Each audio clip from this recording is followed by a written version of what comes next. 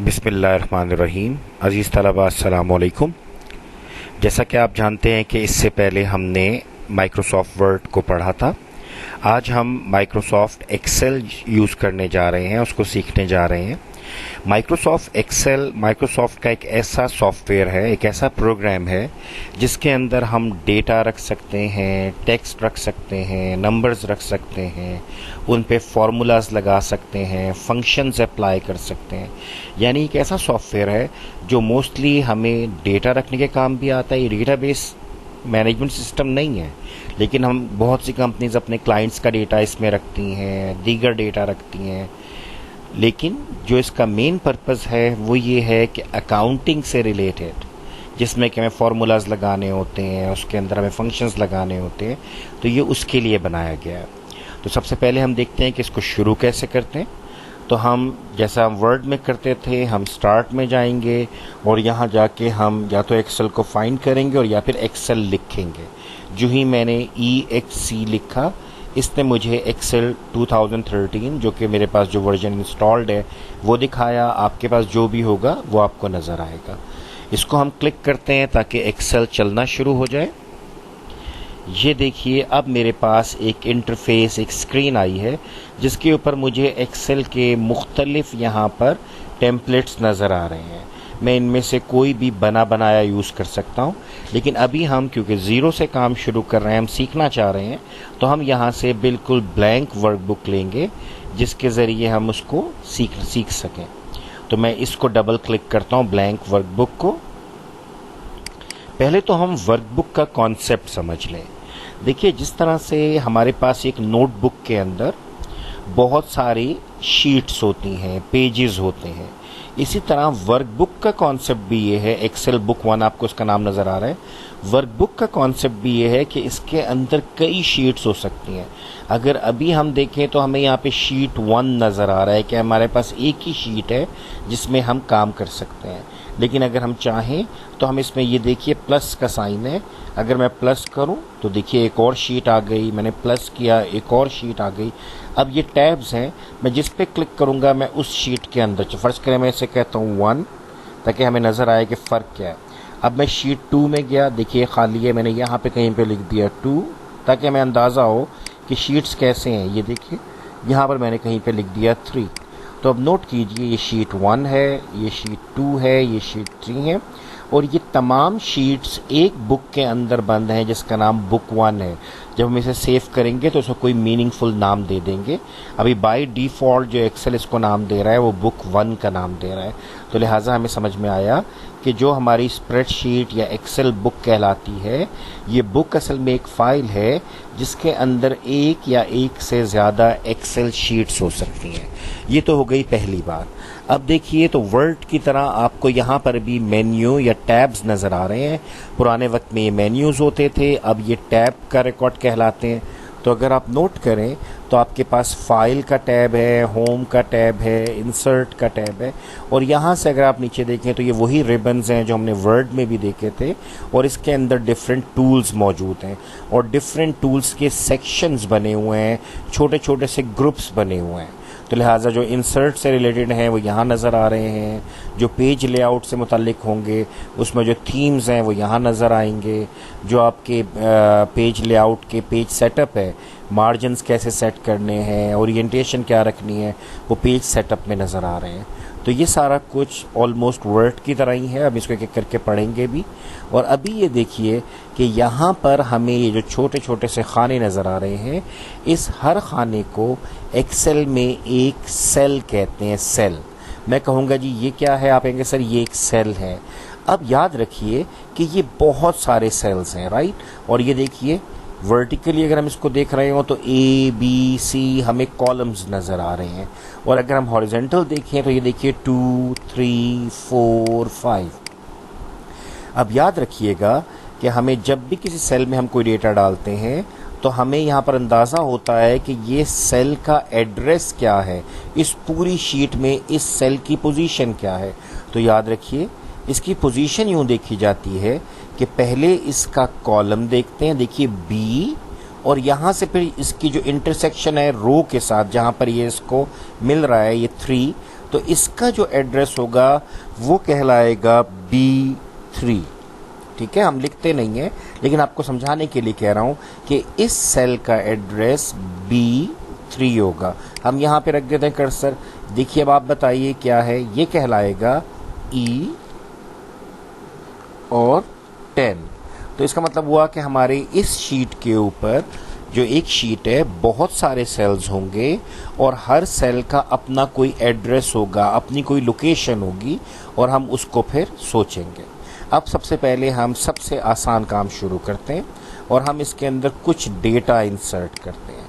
तो देखिए मेरे पास डिफरेंट कॉलम्स हैं, मैं इसको हेडिंग देता हूं और अभी हम क्या करते हैं, बहुत आसान सी अपनी एक अटेंडेंस लिस्ट बनाते हैं ताकि हमें एक एक स्टेप हम आगे बढ़ें, फिर हम बाद में फार्मूलाज लगाएंगे, फंक्शंस लगाएंगे, लेकिन अभी हम इसको बहुत बेसिक रखते हैं ताकि जो बच्चे पहली दफ़ा इसे कर रहे हैं उन्हें समझ में आए। तो देखिए बेटा, पहले हम जो कॉलम 1 है यहाँ पर मैंने लिखा रोल नंबर या रेज नंबर। ये देखिए अब यहाँ पर ये मुझे रेज नंबर नज़र आ रहा है। यहाँ पर मैंने लिखा नेम। अब आप देखें मेरे पास हर सेल के अंदर कुछ वैल्यू पड़ी है। ठीक है, अब ज़रा गौर करते हैं, अगर मैं इस पहले सेल के अंदर जाऊं, मैं इसमें क्लिक करूं तो गौर कीजिएगा क्या होता है। ये मैंने यहाँ पे क्लिक किया, ज़रा इधर ऊपर आप यहाँ पर देखिए, आपको नज़र आ रहा है A1। इसका मतलब है इस वक्त आपका जो कर्सर है वो उस सेल में है जिसका कॉलम A है, रो 1 है। तो रेज नंबर या रोल नंबर किस एड्रेस पर बैठा हुआ है, A1 पे। और फिर A1 के अंदर इस वक्त वैल्यू आपने क्या लिखी है, यहाँ से आपको R नंबर नज़र आ रहा है, ज़रा यहाँ पर देखिए ये नज़र आ रही है उसकी value, there is R number. अब अगर आप इसको चाहते हैं कि मैं इसको R नंबर के बजाय रेज नंबर कर दूं तो मैं इसको बैक स्पेस करूँगा, इसको डिलीट करूँगा यानी, और मैं यहाँ से रेज नंबर लिख दूँगा। ज़रा गौर कीजिए मैंने यहाँ पर इसको लिखा है रेज नंबर, लेकिन ये नोट कीजिए यहाँ पर A1 के अंदर वो चेंज हो चुका है। तो इस तरीके से हम जो वैल्यू लिखते हैं उस वैल्यू को या तो यहाँ पर डबल क्लिक करके हम चेंज कर सकते हैं इसी सेल के अंदर, और या फिर हम इसकी फार्मूला बार होती है यहाँ पर हम जाते हैं और यहाँ पर हम इसके डेटा को चेंज कर सकते हैं। इसका मतलब ये हुआ कि हमारे पास पहली चीज़ समझ में आई कि हम डेटा एंटर कैसे करते हैं। हम सेल में क्लिक करेंगे और उसमें डेटा लिख देंगे, राइट। अब फ़र्ज़ कीजिए मैं इसके नीचे डेटा एंटर करना चाह रहा हूँ, बल्कि पहले एक चीज़ देखिए, आपने वर्ड में देखा था कि हम इसके फॉन्ट्स बदल सकते थे, इसके कलर्स बदल सकते थे। तो लिहाजा पहले हम उन्हीं चीज़ों को दोहरा लें, एक तो रिवीजन हो जाएगी और दूसरा यह है कि आपको चीज़ें आसानी से समझ में आ जाएंगी। तो देखिए अब एक चीज़ तो यह है कि इसका एक कॉलम है, अब यहाँ पर मैंने नाम लिखना है और नाम बहुत बड़ा भी हो सकता है जो कि यहाँ पर ना आए। तो ये देखिए हम जब कर्सर को यहाँ लाते हैं तो इसकी शक्ल चेंज हो जाती है, जिससे हमें पता चलता है कि अगर मैं इधर माउस का बटन दबाऊँ और मैं इसको ड्रैग करूँ, इसको घसीटूँ यहाँ से ये माउस के ज़रिए, ये देखिए, तो ये देखिए इसकी विड्थ बढ़ गई, चौड़ाई बढ़ गई। अगर वापस लाना चाहूँ तो ये देखिए वापस आ गया, और ये देखिए। तो इस तरीके से जितनी आपको फ़िलहाल, बाद में हम इसको करेंगे कि हम इसको ऑटो फिक्स कर सकते हैं, लेकिन अभी फ़िलहाल ऑटो फिट कर सकते हैं, लेकिन फ़िलहाल हम क्या कर रहे हैं, हम यहाँ पर फ़िलहाल इसको सिंपल तरीके से इसकी विड्थ को चेंज कर रहे हैं। अब जैसा कि मैंने आपसे कहा था कि हम इसका फ़ॉन्ट साइज़ बदल सकते हैं या फ़ॉन्ट स्टाइल बदल सकते हैं। देखिए मैं क्या करता हूँ, मैं यहाँ पे कर्सर को रखूँगा और ये देखिए ऊपर होम के टैब के अंदर बिल्कुल वर्ड की तरह आपके फ़ॉन्ट से रिलेटेड हर चीज़ मौजूद है। अगर आप चाहें तो यहाँ से आप इसका फ़ॉन्ट चेंज कर सकते हैं, अगर आप चाहें तो यहाँ से इसका साइज़ बदल सकते हैं, ये देखिए, और फिर इसको अकॉर्डिंगली इसका साइज़ आप चेंज कर लें। तो आप नोट कीजिए कि आपके पास आपने टेक्स्ट एंटर किया और आपने उसका फ़ॉन्ट चेंज किया, फ़ॉन्ट का साइज़ बदला, और ये बिल्कुल नॉर्मल सी बात है, बहुत आसान सी बात है कि हम लोग वर्ड में ये पहले कर चुके हैं। अब मैंने इसको दोबारा से कहा कि नहीं मैं इसको 11 ही रखना चाहता हूँ, तो ये देखिए वापस आ गया। इसी तरीके से अगर मैं चाहूँ कि मैं इनको बोल्ड करूँ तो मैं इन दोनों सेल्स को माउस की दबाऊंगा या कंट्रोल का बटन दबाऊंगा और मैं इसको ड्रैग करूंगा, देखें दोनों सेल सिलेक्ट हो गए। अब मैं यहाँ से इसको बोल्ड भी कर सकता हूँ, इटैलिक भी कर सकता हूँ, अंडरलाइन भी कर सकता हूँ। तो ये सारी वो छोटी छोटी सी चीज़ें हैं जो आपने वर्ड में की थी और अभी आप फ़िलहाल इसको यहाँ पर भी कर रहे हैं।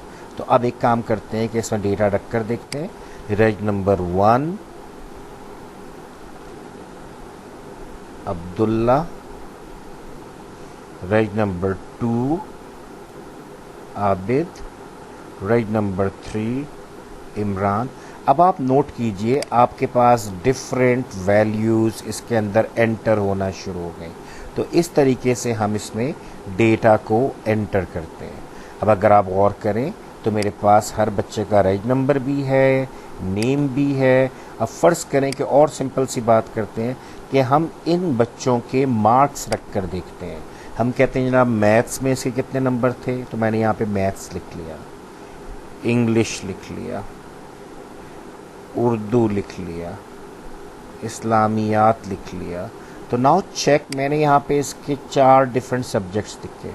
अब हर बच्चे के नाम के आगे मैं उसके मार्क्स लिखता हूँ कि 100 में से इसके 89 मैथ्स में है, 82 इसके इंग्लिश में है, 85 उर्दू में है, 88 इस्लामियात में है। तो देखिए इस बच्चे के नाम के आगे हर सब्जेक्ट के नीचे इसके हमने वैल्यूज़ को एंटर कर दिया है। इसी तरह हमने दूसरे बच्चे को लिया, हमने इसके रिज़ल्ट को एंटर किया।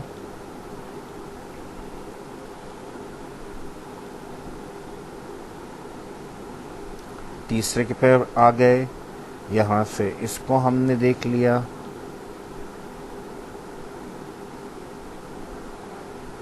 अब अगर आप नोट करें तो मेरे पास आहिस्ता आहिस्ता इसके अंदर टेक्स्ट और नंबर्स बढ़ने शुरू हो गए हैं।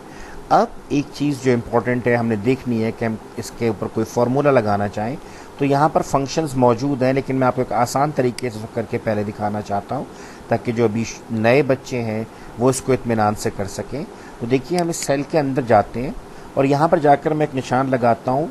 ये देखिए इक्वल टू को मैंने प्रेस किया और इक्वल टू के बाद अब मैं क्या करना चाहता हूँ, मैं इस सेल को और इस सेल को और इस सेल को और इस सेल को जमा करना चाहता हूँ। देखिए मैं क्या करता हूँ, इज इक्वल टू के बाद या तो मैं इसके अंदर लिखूँ C और ये देखिए 2। अगर मैं लिखूँ C2 तो देखिए उसने खुद ब खुद यहाँ पे इसको हाईलाइट कर दिया। एक तरीका तो ये है। फिर मैं लिखूँ प्लस और फिर मैं लिखूँ D2, ये देखिए उसने उसको पिंक कर दिया। फिर मैं इसको लिखूँ प्लस और फिर मैं इसके अंदर लिखूँ E2। तो चेक करते जाइए, ये इसको यहाँ से सिलेक्ट कर रहा है। मैं जब एंटर प्रेस किया तो ये नोट कीजिए यहाँ पे फॉर्मूला दिखाया is equal to C2 plus D2 plus E2। अब ये तो एक तरीका था जो मैंने आपको बताया, बिल्कुल सिंपल सा, कि आप इसको इस तरीके से इसका जो एड्रेस है वो टाइप करें। और आसान तरीका क्या है, अभी हमने सम का फॉर्मूला या फंक्शन नहीं लगाना, सिंपल सा है, इज इक्वल टू। अब मैं क्या करता हूँ, देखिए मैं यहाँ पे जाके इस वाले सेल में सिर्फ क्लिक करूँगा, मैं टाइप कुछ नहीं कर रहा, सिर्फ क्लिक करता हूँ। मैंने क्लिक किया, ये देखिए इसने खुद ब खुद लिख दिया C2। अब मैंने प्लस का सिंबल डाला, अगले वाले में क्लिक किया, ये देखिए फिर मैंने प्लस का सिंबल डाला, उससे अगले में क्लिक किया। यानी आप जिस जिस सेल को जमा करना चाह रहे हैं सिर्फ उस सब के ऊपर जाके आपने क्लिक करना है और बीच में आपने प्लस का सिंबल डालना है। और ये ख्याल रहे कि जो इक्वल टू का सिंबल है ये ज़रूरी है, अगर आप ये नहीं डालेंगे तो सम नहीं करेगा। अब देखिए चारों वैल्यूज़ आ गई। जब मैं एंटर का बटन दबाता हूँ देखिए क्या होगा, मैंने एंटर किया, ये देखिए इसने चारों वैल्यूज़ को मेरे सामने जमा कर दिया। तो लिहाजा इस तरीके से सबसे पहले हमने यहाँ पर कुछ रेज नंबर नेम लिखे, फिर हमने कुछ हेडिंग्स दी और उनके नीचे हर बच्चे के मार्क्स लिखे। और अब यहाँ पे हमने उसके टोटल मार्क्स देख लिए कि 400 में से, या जो 4 सब्जेक्ट 100 नंबर के हैं उसमें से कितने नंबर आए। तो इस तरीके से हमने इसके ऊपर यहाँ पर फ़िलहाल इस फंक्शन को या कोई और फंक्शन को यूज़ किए बिना हमने यहाँ पर इसका सम कर लिया है। अब अगर मैं नीचे भी करना चाहूँ तो मैं इस सारे को दोहराऊँगा, या मैं क्या करूँगा, अगर फार्मूला को एक्सटेंड करना हो, यही फार्मूला यहाँ अगले सेल में भी लाना है, अगले में भी लाना है, तो हम क्या करते हैं, हम इसके ऊपर क्लिक करते हैं और इसके देखिए जो साइड पे कोना बन गया ना, यहाँ पे ये देखिए और जगह पे कर्सर कुछ और बन रहा है, लेकिन जब मैं कर्सर यहाँ लाता हूँ ये देखिए प्लस का सिंबल बन रहा है। अब मैं इसका माउस का बटन दबाए रखूँगा और इसको ड्रैग करके जहाँ तक फार्मूला को लाना है यहाँ तक या इससे भी नीचे तक मैं इसको ले आऊँगा और यहाँ पर लाके मैं इसको छोड़ दूँगा। जो ही मैंने इसको छोड़ा तो इसने खुद ब खुद हर सेल के ऊपर, बेशक यहाँ तक होते और आगे होते, मैं ड्रैग करके इसको छोड़ता तो ये सारा फार्मूला, अभी देखिए इधर भी लगा हुआ है, अगर मैं इसको डबल क्लिक करूँ देखें बता रहा है कि इसको इसको इसको और इसको जमा कर रहा हूँ। अब फ़र्ज़ कीजिए यहाँ पर हम वैल्यूज़ डालते हैं 72, 74, 88, 89 और हम इसको जब एंटर करते हैं तो देखिए इसने इन सब का सम कर दिया। अभी ये ज़ीरो इसलिए नज़र आ रहा है क्योंकि यहाँ पर हमने अभी कुछ नहीं लिखा हुआ। तो इस तरीके से जो बुनियादी सी चीज़ है आज की कि हमने सिर्फ अभी ये देखना है कि हम एक वर्कबुक के अंदर या एक वर्कशीट के अंदर हम कैसे डेटा को इंसर्ट करते हैं। ये आपके इंटरेस्ट के लिए आपको बता रहा हूँ ताकि आज आप इसको शुरू करें। और आज आपने एक छोटा सा काम करना है और वो यही है कि आपने एक लिस्ट बनानी है आइटम्स की, जैसे आप ग्रॉसरी के लिए जाते हैं और आपने उसके आगे उसका प्राइस लिखना है, फिर आपने उसका टोटल करना है। बहुत सिंपल होमवर्क है, लेकिन मुझे मालूम है कि जो नए बच्चे हैं उनको थोड़ा सा टाइम लगेगा, लेकिन ये चीज़ अगर आप इसी तरीके से स्टेप बाय स्टेप करेंगे तो आपको समझ में आ जाएगी। तो अभी आज का होमवर्क सिर्फ इतना सा है कि आप एक ग्रॉसरी की लिस्ट बनाएं जिसके अंदर 15 आइटम्स आप लिखें, उनकी प्राइस लिखें, फिर उनका सम लिखें। तो ये एक छोटा सा काम हो जाएगा। तो लिहाजा अब देखिए बाकी सब काम क्या है फ़िलहाल। अब जब इसको सेव करना है तो बिल्कुल वही होगा, हम फाइल में जाएंगे, हम सेव में जाएंगे और यहाँ से हम ब्राउज़ करेंगे जहाँ पर भी इसको सेव करना चाहते हैं। मैंने इसको ब्राउज़ किया और मैंने इसको बोला कि तुम मुझे डेस्कटॉप पे, आपने देखा हुआ है कि यहाँ पर इसको सेव कर दो। और अब यहाँ पर मैं उसको नाम दे रहा हूँ, for example PST Pakistan studies -1ST first. तो ये आपका पहला एक छोटा सा होमवर्क बना या एक क्लास वर्क बना, इसको मैंने सेव कर दिया। अब ये देखिए मेरे पास ये चीज़ जो है यहाँ पर देखें तो पाक स्टडीज़ फर्स्ट नज़र आ रहा है। मैं इसको क्लोज़ कर देता हूँ। अब देखिए यहाँ पर आपके पास पाक स्टडीज़ फर्स्ट नज़र आ रहा है। इसको डबल क्लिक कीजिए तो देखिए ये आपके सामने दोबारा ओपन हो जाएगा और इसमें वही सब वैल्यूज़ मौजूद होंगी और फार्मूलाज मौजूद होंगे जो आपने इसके अंदर अप्लाई, ये देखिए ये सब यहाँ पर मौजूद है। अब मैं चाहूँ जैसे मैंने आपको वर्ड में बताया था, मैं इसको सिलेक्ट करता हूँ, मैं इसको बोल्ड करता हूँ, ये देखिए। अब ये देखिए आपको याद होगा फ़ॉन्ट कलर्स हमने वहाँ पर भी देखे थे। इसका फ़ॉन्ट कलर चेंज कर सकते हैं हम, ब्लैक से ग्रे, कुछ और कर सकते हैं। इसी तरीके से इन सेल्स को हम फिल कर सकते हैं रंग से। ये देखिए फ़ॉन्ट साइज़ के साथ फिल कलर है, मैंने इसे ड्रॉप किया और यहाँ से मैंने कोई हल्का सा किया तो ये देखिए ये बन गया, राइट।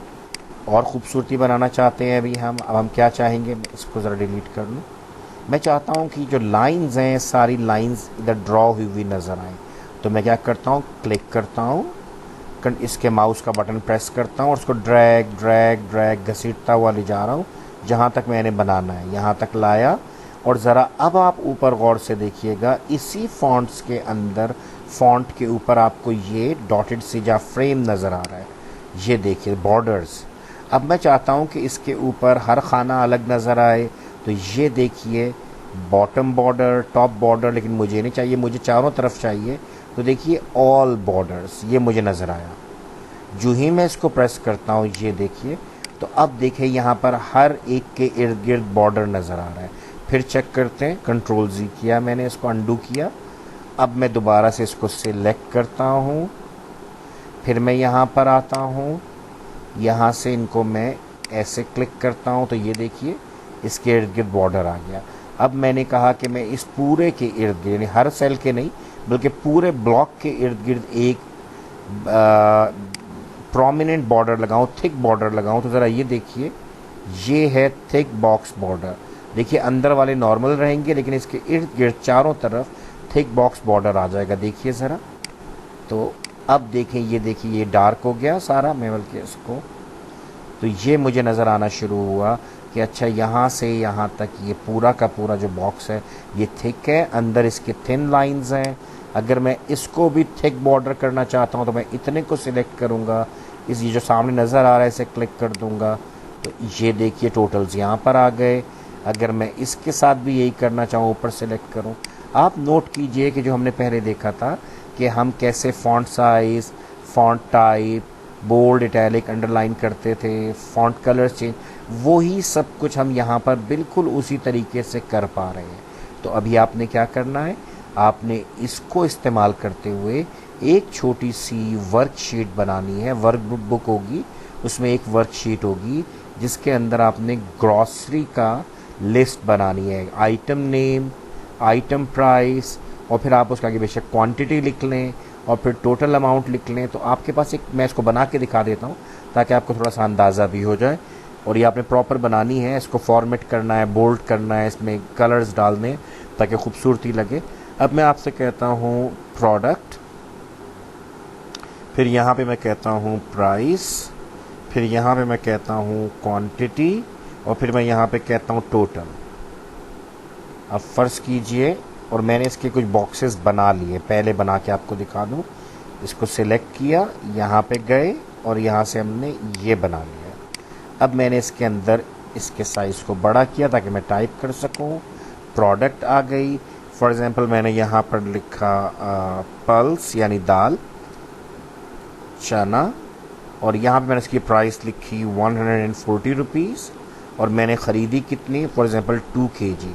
इसको भी हम यहाँ पर रोक देते हैं। अभी हम टोटल पे नहीं जा रहे, मैं फार्मूला आपको बनाना अभी सिखाता हूँ। अब देखिए, आपने यहाँ से कहा कि सर हमने वाइट चना भी लिया। मैंने कहा कितने का था सर, 145 का था और 1 किलो लिया, ठीक हो गया। फिर मैंने कहा और क्या लिया, आपने कहा सर हमने बेसन लिया, 135 का था, 2 kg लिया। फिर मैंने कहा और क्या था सर, हम लोगों ने शुगर ली, शुगर कितनी ली जी, 5 kg, सॉरी 100 रुपीज़ kg थी, हमने 5 kg लिए सर, यहाँ पर लिख लिया। अब देखिए इस तरह यहाँ पर आप प्रोडक्ट्स लिखेंगे, उनकी प्राइस लिखेंगे और जितनी आपने ख़रीदी। अब क्योंकि ये ऊपर वाली चीज़ डिफरेंट है, मैं इसको ज़रा प्रोमिनेंट कर दूँ, बोल्ड कर दूँ। ये बोल्ड हो गई। इसके बाद मैंने हल्का सा इसका रंग भी चेंज कर दिया, ये देखिए। अच्छा, अब जो इम्पोर्टेंट है वो ये है कि यहाँ फार्मूला में टोटल में क्या आएगा। देखिए, अगर मैंने 2 किलो दाल चना ख़रीदी है, 140 रुपये किलो थी, तो 140 मल्टीप्लाइड बाई 2 होगा, तो मेरे पास जो चने की दाल है उसका यहाँ पर पूरी पैसे आ जाएंगे। तो अब मुझे करना क्या चाहिए, ज़रा सोचिए। मुझे इस सेल की वैल्यू को मल्टीप्लाई करना चाहिए इस वैल्यू के साथ। देखते हैं कैसे होगा। मैंने लिखा इज़ इक्वल टू, बिल्कुल सम की तरह है लेकिन अब मल्टीप्लाई करना है, इज़ इक्वल टू दिस। अब देखिए, मैं यहाँ से स्टेरिक जो है ये हमारे पास यूज़ होता है मल्टीप्लिकेशन के लिए। इसका मतलब ये हुआ कि जो भी सेल I10 के अंदर मौजूद है, यानी ये 140, इसको मल्टीप्लाई करो, लेकिन किसके साथ, मैंने यहाँ लाके इसको क्लिक किया। अब देखिए ये है J10, तो I10 और J10 आपस में जब मल्टीप्लाई होंगे, मैं एंटर प्रेस करता हूँ तो ये देखिए 140 रुपये की 1 किलो थी, हमने क्योंकि 2 किलो ली तो हमें 280 रुपये की पड़ी। अब इसी तरीके से देखिए, मैं इस सेल को क्लिक करता हूँ। जैसे मैंने आपसे कहा था कि फार्मूला को एक्सटेंड करना हो तो हम उसके इस कॉर्नर पे जहाँ पे सम का निशान बन जाता है कर्सर का, हम यहाँ आएंगे। अब माउस का बटन प्रेस किए रखेंगे और इसको ड्रॉप करके नीचे लेकर आएंगे। तो ये देखिए 145 इंटू 1 145, 135 इंटू 2 270, 100 इंटू 5 500। तो देखिए आपके पास ये मुकम्मल बनना शुरू हो गया। जो मैंने आपसे कहा कि आपने 10-15 चीज़ों का एक लिस्ट बनानी है, ठीक है। लेकिन मैं अभी क्योंकि आपके पास सिर्फ यहाँ पे एक एग्जाम्पल देना चाह रहा हूँ, इसको मुकम्मल नहीं करना चाहता, ताकि आप इसमें प्रैक्टिस करें। और जो मैं डिलीट कर रहा हूँ बाद में बताऊँगा। अभी सिर्फ आपका इंटरेस्ट डेवलप करना है कि आप यहाँ पे करते क्या है। तो अब ये देखिए, मैं कहता हूँ मेरा टोटल बिल कितना बना। अब मैं क्या करूँगा, यहाँ पर इसको रखूँगा, इज़ इक्वल टू करूँगा, इसको क्लिक करूँगा, प्लस करूँगा, इसको क्लिक करूँगा, प्लस करूँगा, इसको क्लिक करूँगा, प्लस करूँगा और इसको। चारों चीज़ें हो गई, K10, K11, K12, K13। अब जब मैं एंटर प्रेस करूँगा तो मेरा टोटल बिल बन जाएगा। ये देखिए 1199 मेरा टोटल बिल बन गया। तो अब आपने 15 आइटम्स लेनी है, सीरियल नंबर रखें बेशक, प्रोडक्ट नेम रखें, प्राइस रखें, क्वांटिटी रखें, टोटल बिल रखें, डिस्काउंट रखें, बिल टू बी पेड रखें। यह आपने खुद बैठ के सोचना है और इसको बनाना है। अब जो मैं एक काम आपके साथ करना चाह रहा हूँ वो ये है कि मैं इसमें अभी आपको एक आसानी दूँ और मैं आपसे कहूँ कि हमने इसमें फार्मूला लगाना है, लेकिन फार्मूला इस तरीके से is equal two plus plus करके नहीं करना, बल्कि हम इसके अंदर कोई एक फार्मूला ऑटोमेटिकली अप्लाई करेंगे, फंक्शन अप्लाई करेंगे। तो देखिए मैं क्या करता हूँ, जहाँ पर मुझे जवाब चाहिए, जहाँ पर मैंने उसके वैल्यू लेनी है, मैं पहले वहाँ पे कर्सर रखूँगा। उसके बाद मैं होम में रहते हुए उसके ग्रुप में जाऊँगा, एडिटिंग में, और यहाँ पर नोट कीजिए मुझे यहाँ पर ये नज़र आ रहा है ऑटो सम, एवरेज, काउंट नंबर, ये सब मुझे नज़र आ रहा है। अब मैं क्या करता हूँ, मैं सिंपल यहाँ से सम लेना चाहता हूँ। तो मैंने देखिए पहला ऑप्शन है सम। मैं फिर दोहरा दूँ, जहाँ पर रिज़ल्ट चाहिए वहाँ पर कर्सर रखिए, मेन मेन्यू में जाइए, होम में जाइए और यहाँ से इसको ऑटो सम कर दे। देखिए अगर इस ऑटो सम इसके इर्द गिर्द कोई नंबर्स होंगे तो ये खुद ब खुद उन्हें चूज़ करेगा, उन्हें सिलेक्ट करेगा और आप उसको चेंज कर सकते हैं। देखिए मैंने क्या किया, सम प्रेस किया, सम, तो ये देखिए अभी घूमना शुरू हो गया है इधर। ये कह रहा है कि मैं जैसे ही आप एंटर दबाएंगे मैं इन नंबर्स को सेव कर दूंगा। तो देखिए हमने जितने नंबर्स को, अभी तो मुझे सारे ही सेव करने हैं, टोटल बनाना है, लेकिन अगर आप कहते हैं जी पहले को छोड़ दें तो ये देखिए मैंने यहाँ से इधर से कर्सर लाया इसके यहाँ पर। अब यहाँ से मैंने माउस का बटन पकड़ा और फिर माउस को प्रेस किए मैंने इसको ड्रैग किया और ड्रैग करके अब ये देखिए अब पता है क्या करेगा, ये सिर्फ K12 और K13 की वैल्यू को K14 में डाल देगा। मैं करके दिखा देता हूँ, ये देखिए ये इसने सिर्फ 500 और 270 को जमा किया। क्यों? क्योंकि जब ये पूरी इसकी रेंज थी मैंने इसको ड्रैग करके यहाँ पे ला के रोक दिया। फिर देखते हैं ज़रा सा, हम कर्सर को यहाँ रखते हैं, हम ऑटो सम को क्लिक करते हैं, मुझे सारा दिखा रहा है। तो जितने आपने सम करने हैं उतने, और अगर सारे करने हैं तो बिल्कुल ठीक। और यहाँ पे इसको एंटर कीजिए और अब देखिए इसने सारों का मिलाकर सम मुझे यहाँ पर दे दिया। तो अब आपको बहुत आसानी से समझ में आना चाहिए। Number 1, how to open the Excel, क्योंकि जो नए बच्चे ने कभी यूज़ नहीं किया उन्हें पता होना चाहिए कैसे शुरू करते हैं। Number 2, how to open a new workbook, नई वर्कबुक को कैसे यूज़ खोलते हैं। फिर नंबर 3 कि हमारे पास सेल्स क्या होते हैं। नंबर 4 हमारे पास सेल का एड्रेस क्या होता है।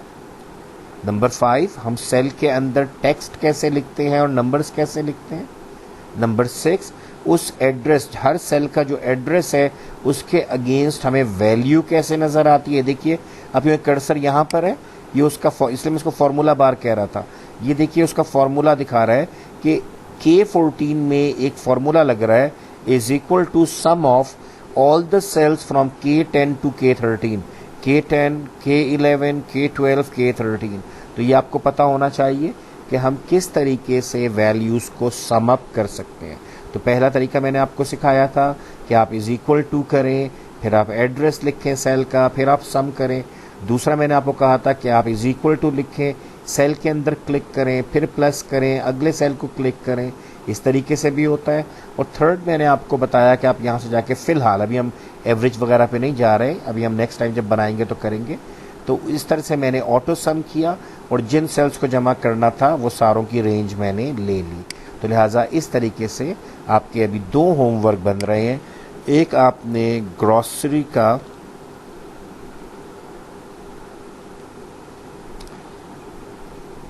स्लिप बनानी है और एक आपने रिजल्ट कार्ड बनाना है। ये आपका बिल्कुल छोटा सा बच्चों वाला एक असाइनमेंट है जिसमें कि आपको खुद फील होगा कि मैंने कैसे इन चीज़ों को मैनेज करना है। छोटा सा फॉर्मूला भी आपको बताया है, अभी मैंने कोई डिस्टिंक्ट या डिफरेंट किस्म की चीज़ों को आपस में नहीं जोड़ा या कोई कॉम्प्लेक्स फार्मूला नहीं बनाया। आप भी बिल्कुल इसको इसी तरीके से कीजिए।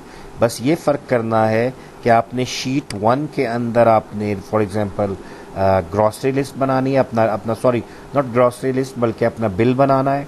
2 के अंदर आपने रिजल्ट बनाना है, ये बात का ख्याल रखिएगा। और देखिए जब आप 1 के अंदर अगर आपने रिजल्ट बनाया, मिसाल देता हूँ मैं यहाँ से इसको, अभी आप मत सोचिए कि मैं क्या कर रहा हूँ, लेकिन मैं simple copy paste cut paste कर रहा हूँ और कुछ भी नहीं कर रहा हूँ, लेकिन फ़िलहाल आप इसके लिए, तो ये देखिए फ़र्ज़ करें रिज़ल्ट है और ये मेरी शीट 1 में है, तो मैं शीट 1 पे डबल क्लिक करूँगा तो ये देखिए मेरा कर्सर यहाँ पर आ गया है और मैं जो चाहूँ मैं इसमें लिख सकता हूँ। तो आपने क्या करना है, आपने शीट नंबर 1 में लिखना है रिज़ल्ट, सॉरी मैं इसको दोबारा डबल क्लिक करता हूँ, इसको दुरुस्त करता हूँ। ये देखिए ये आपके पास आ गया है रिज़ल्ट। अब आप देखिए कि जो सेकंड है इसके अंदर आपके पास बिल होना चाहिए आपका। ज़रा यहाँ पर आ जाए, इसको मैंने फ़िलहाल पेस्ट कर देता हूँ और इसकी शीट के नाम को आप बिल कर दें। तो ये आपका बिल्कुल सादा सा छोटा सा होमवर्क है। उम्मीद करता हूँ कि आपको समझ में आया होगा। आप कल की क्लास में कीजिए और फिर उसके बाद नेक्स्ट क्लास में इंशाल्लाह हम इसकी फॉर्मेटिंग, इनके जो सेल्स हैं, सेल्स की फॉर्मेटिंग, सेल्स की प्रॉपर्टीज़ को पढ़ेंगे और फिर एक एक करके आगे से ये तमाम ऑप्शंस देखते जाएंगे। तो इसको आप कीजिए और इसका होमवर्क जमा कराइए। Thank you very much. अस्सलामु अलैकुम व रहमतुल्लाह।